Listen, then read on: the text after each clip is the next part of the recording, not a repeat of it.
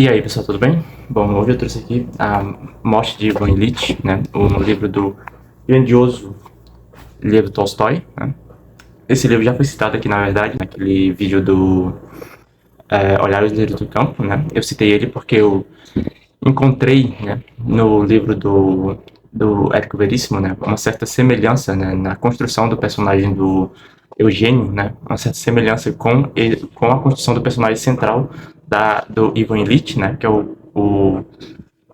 do qual se trata essa novela aqui, né? Ele não é bem um romance, é mais ou menos um conto também, né? Mas pode-se dizer que é uma novela ou algo do tipo, né? Romance curto. Muito bem. O livro ele foi escrito por Tolstói numa época em que ele estava voltando para a literatura, né? Tolstói, Tolstói em si, ele é uma figura muito esquisita, assim, de certa forma, porque ele teve uma vida muito conturbada, né? Ele teve uma grande busca por um certo tipo de espiritualidade, né? Houve uma época da vida dele em que ele estava interessado em criar um novo tipo de cristianismo, né? De espiritualidade, meio pagão. Ele tentou misturar algumas coisas, né? Ele se voltou contra a Igreja Ortodoxa, né? Da Rússia, né, contra o dogma, e tentou criar um novo tipo de cristianismo, né? Houve uma época da vida dele em que ele largou, inclusive, a literatura, ele abandonou a literatura, e ele se dedicou mais a obras desse teor, né? E A Morte de Ivan Ilitch é um livro que ele escreveu quando ele estava voltando para essa época mais de produção literária, e também mais para o final da vida, né? Então ele já tinha escrito outros livros grandes, né, dele, o Ana Karenina, o Guerra e Paz também, ele já tinha escrito. E ele escreveu A Morte de Ivan Ilitch justamente nessa época, né? Muito bem, falando do livro em si, né, o livro conta a história do Ivan Ilitch, que é um personagem, né, uma figura muito típica da região, da época russa na qual o Tolstói vive, né?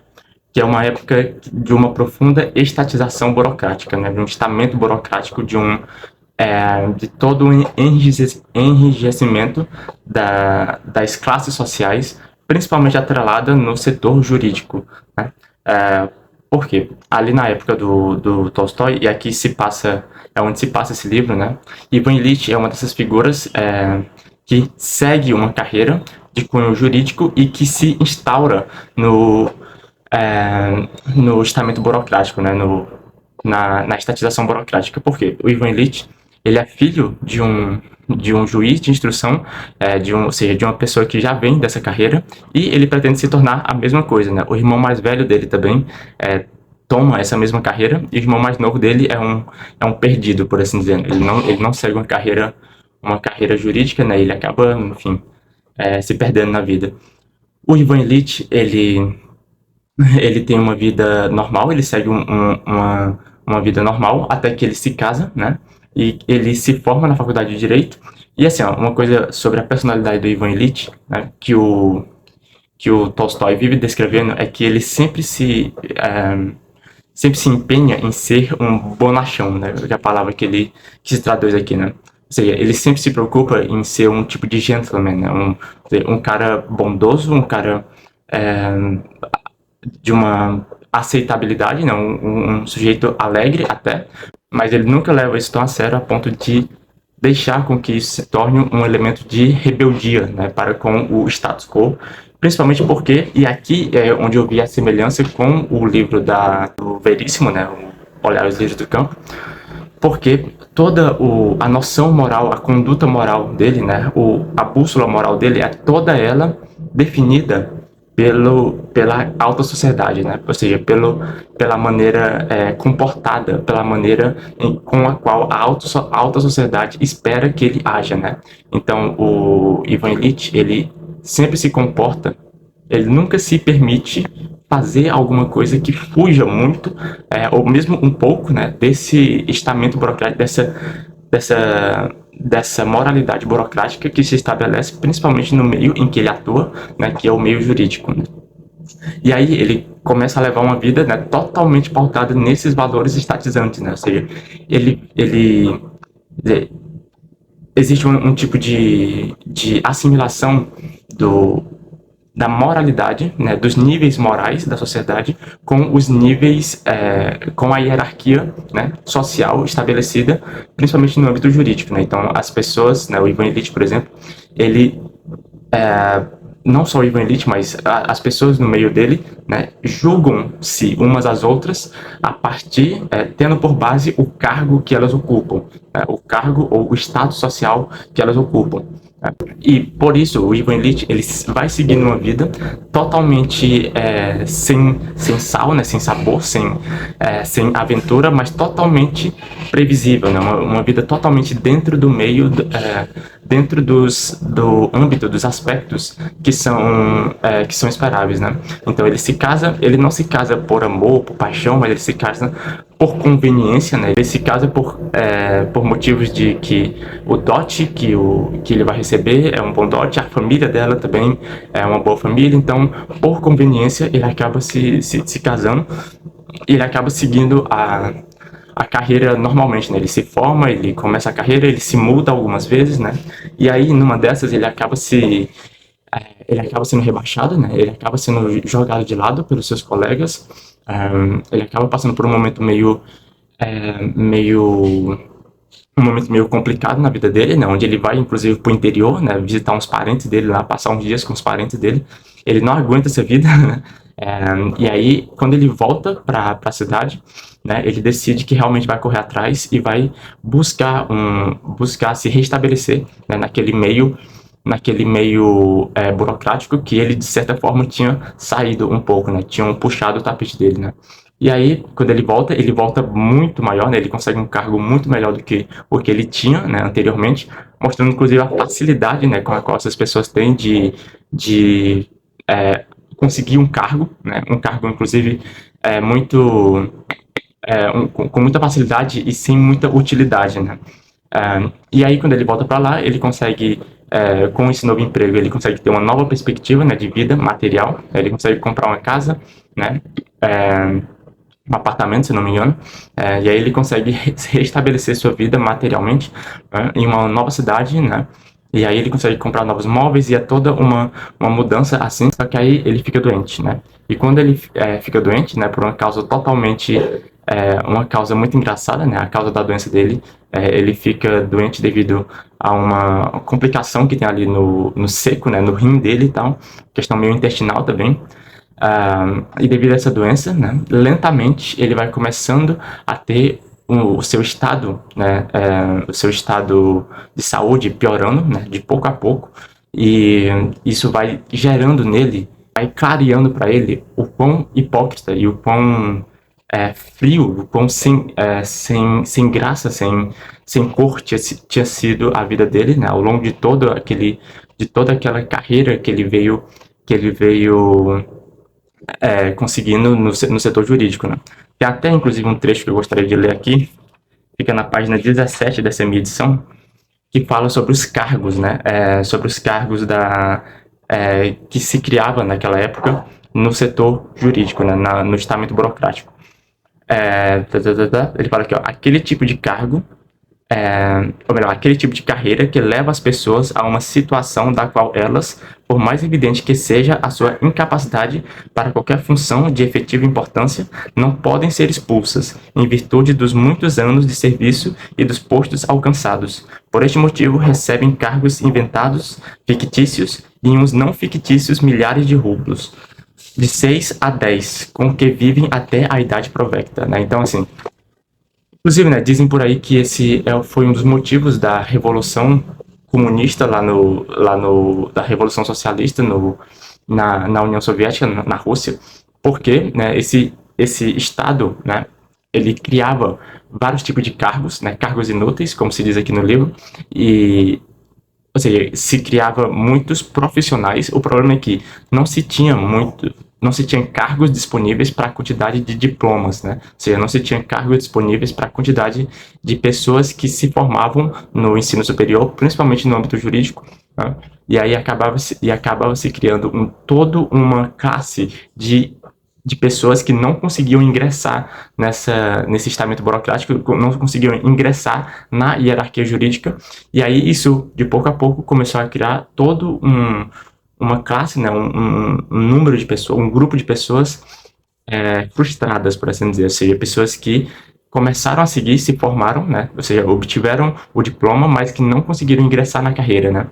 De pouco a pouco, isso foi criando um grupo de pessoas frustradas que não conseguiram se instalar dentro do Estado, né, dentro do aparelho do Estado, e aí isso criou toda uma massa de manobra que foi a que possibilitou a Revolução lá de 1917, né?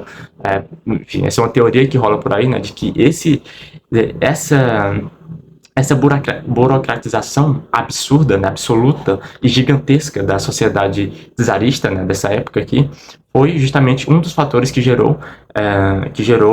possibilitou ou que encaminhou a Revolução Socialista de 1917, porque ela criou toda uma trupe de pessoas, né, um grupo de pessoas, toda uma massa de pessoas frustradas que se revoltaram contra o Estado, tá? Se revoltaram contra aquele regime, né, o regime czarista, e aí acabaram aderindo aí à Revolução de 1917. Mas esse é só um adendo aqui, né? A Revolução ainda iria ocorrer muito tempo depois, né? Não tão tempo, né? Mas depois que esse livro terminou, a Revolução ainda demoraria algumas décadas aí para ocorrer. Mas esse foi um dos status quo, né? Um dos status sociais que possibilitou, que, enfim, sem dúvida potencializou, né, a Revolução de 1917.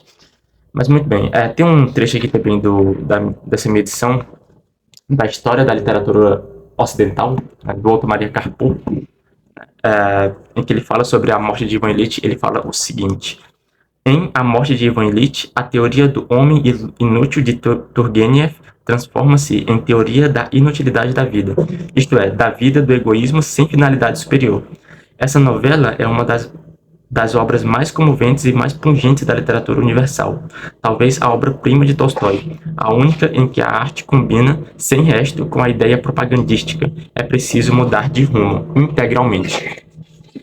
Ele fala isso porque o Tolstói, né, ele nasceu, né, ele era um latifundiário, né, ele vinha de uma família muito rica, mas aí lá pelas tantas ele se revolta contra a sua própria classe, e aí ele começa a produzir literatura de acusação, né, ou seja, literatura de acusação contra os ricos, né, a favor da classe mais humilde, né. Tanto é que em determinado período da vida o Lev Tolstói ele abandona tudo, entre aspas, né, não de forma integral, mas ele abandona aquela vida de latifundiário e vai morar com os camponeses, né? Ele se torna um camponês, por assim dizer. Depois a gente sabe que não foi de maneira integral que ele fez isso, né? Nunca houve uma entrega absoluta, mas, enfim, ele tinha essa ideia, assim, né? O cristianismo que ele tentou desenvolver foi um cristianismo meio socialista, um socialismo meio evangélico, assim, meio do camponês, ou aí, enfim, tem todas essas misturas, como eu falei, né? O Tolstói, ao meu ver, pelo menos, ele tinha uma alma, né, como todo russo, né, ele tinha uma alma muito conturbada, né, ele tinha uma alma muito complexa, né, na qual se emanava muitas influências diferentes, né. Você vê muitas influências diferentes. Dostoiévski também é assim, né, ele é uma alma gigantesca, né, que tem várias influências ali conturbantes e contraditórias que ele tenta amoldar e tenta coordenar todas aquelas influências, né? Eu vejo isso muito no Dostoiévski e no Tolstói também, né? O Tolstói também teve essa vida e esse pensamento, né? Essa intelectualidade muito conturbada e complexa também, né? E tentou achar nisso algum fio condutor, né? Alguma ordem. Mas voltando a falar agora do livro propriamente dito, né?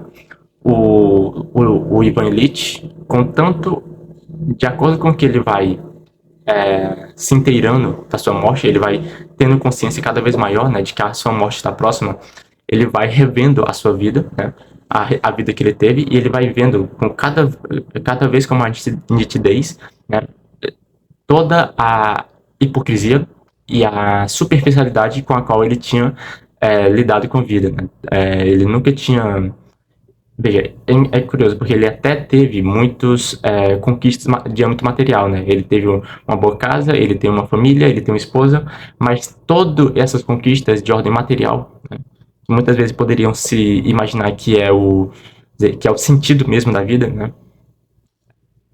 todas essas conquistas de ordem material, ele vê que ele não adquiriu sentido para a vida dele a partir disso, justamente porque a forma como ele fez foi uma forma deveras superficial e deveras fria, por assim dizer. E inclusive, quando os amigos dele, né, os amigos dele lá que trabalham também no setor jurídico, né, juiz e promotor e tudo mais, né, quando os colegas dele ficam sabendo da morte dele, a primeira coisa que eles pensam é quem vai ocupar o cargo dele, né? Ou seja, eles não param nem um minuto para se lamentar, eles parecem nem sentir tristeza realmente, mas a primeira coisa que eles pensam é quem vai ocupar ele no cargo, porque agora ele morreu, né? E o cargo ficou vago. Então vai ter alguém para ocupar, porque o cargo que ele ocupava era realmente um cargo alto, né? E tinha muita gente de olho nele, né? E a mulher dele também, né? A mulher do Ivan Ilitch, quando ela fica sabendo da morte do marido, ou melhor, já no funeral, né, do Ivan Ilitch, ela procura um dos amigos do Ivan, que é o Piotr, que eu não sei como é que se pronuncia. É, ela procura esse amigo justamente para perguntar como ela poderia pegar algum tipo de dinheiro, algum tipo de renda, né, devido à morte do marido, né? Engraçado que o Tolstói ele descreve que ela já sabia de, enfim, todos os pormenores de como esse procedimento ocorreria, mas ela queria saber como ganhar um pouquinho mais, entendeu? Como abocanhar um pouquinho mais de dinheiro ou de renda, né? Devido à morte do marido. E aí, ao longo de todo o livro, né? E contanto a ideia da morte começa a se tornar mais clara e mais pungente para o Ivan, ele vai vendo, né, enfim, a total porcariedade moral na qual ele estava imerso, e o único alívio que ele tem, né, na vida dele, na vida moral e na vida psíquica dele, é através do seu criado, né, que é o Gerassim, né? O Gerassim é um sujeito, né, que representa o homem simples, né, a alma popular, né, ou seja, o sujeito que tem aquela simplicidade de alma, né, e que encara as coisas com naturalidade, inclusive a morte, né, porque toda a sociedade, todo o círculo no qual o Ivan Ilitch estava incluso, inclusive a própria família dele, né, tinha a ideia, tentava fingir que a morte do Ivan não era iminente, né? Tentava fingir que nada demais estava acontecendo e que logo logo tudo acabaria, né? Inclusive a mulher dele, né?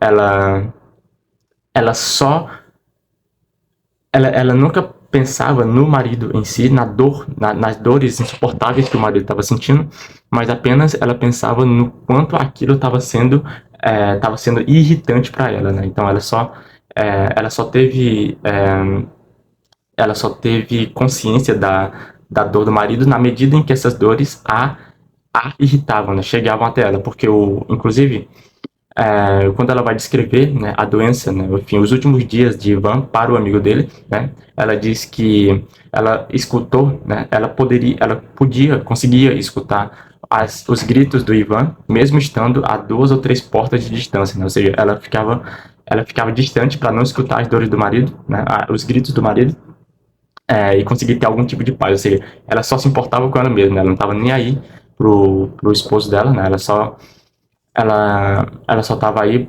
para ela mesma e enfim, para sua paz, né, para o seu bem-estar. E essa é mais uma das críticas, né, que o Tolstói faz a toda aquela sociedade, né, na qual o Ivan estava imerso. Mas muito bem, através do Gerassim, né, como eu estava falando, o Ivan ele vai cada vez mais tomando consciência da naturalidade e da beleza da vida, da vida simples, né, do homem simples, que ele perdeu e que ele nunca tinha tido acesso, né, ele só foi ter acesso agora, no fim da vida, né, e através do Gerassim, inclusive, as dores que ele sentia, né, no flanco dele, acabam diminuindo porque quando ele põe os pés, né, nos ombros do Gerassim, né, quando o Gerassim ergue os pés dele, ele consegue parar de sentir dor, né, a dor, por algum motivo, deixa de ocorrer a ele, e aí ele consegue ter algum tipo de alívio, né, então o Gerassim, né, essa figura do homem popular, ele tem toda essa, ele desperta no Ivan todo esse sentimento né, de paz, de tranquilidade e de simplicidade também. Isso mostra um tipo de ideia que se tinha ali na Rússia, né, do homem simples, né, do plebeu, por assim dizer, né, do camponês, né, do homem ligado à vida real, à vida natural, né, e que por isso consegue ser verdadeiro, né, consegue ser verdadeiro perante a vida, porque ele tem uma posição realmente de naturalidade, né. E aí, contanto quando é engraçado, quando a doença começa a ficar mais pungente no Ivan, ele começa a vê-la em todo canto, né? Qualquer má notícia que acontece, que ele escuta, né? Ele se lembra da doença, né? Ele se lembra de que a morte está cada vez mais próxima, né? E isso cada vez fica mais intenso na mente dele e ele cada vez mais sente menos paz, né? Ele se sente menos em paz devido a essa rememoração, né, que constantemente lhe vem. Até que no momento último, né, numa cena muito bela, muito linda, né, ele vislumbra, né, uma certa luz, né, uma certa luz que simboliza um tipo de transcendência, um tipo de continuidade no fim da vida, né? Ali nos últimos momentos dele, nos últimos segundos, ele sente como se toda aquela dor parasse, né? A morte deixa de existir no momento mesmo em que ela chega, né? Afinal, talvez ela seja só uma transição, né? Então, nos últimos momentos do Ivan Ilitch, depois de receber a bênção de um sacerdote, né?